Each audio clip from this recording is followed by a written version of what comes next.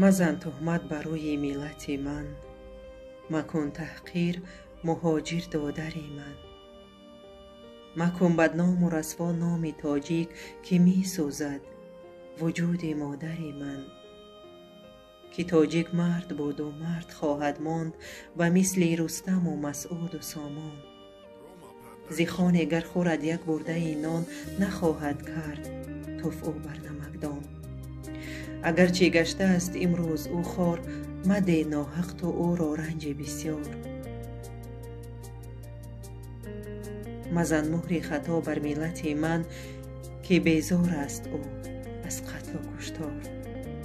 دهی گر بهر او یک برده نان، نسازد قتل او از بهر میلیان.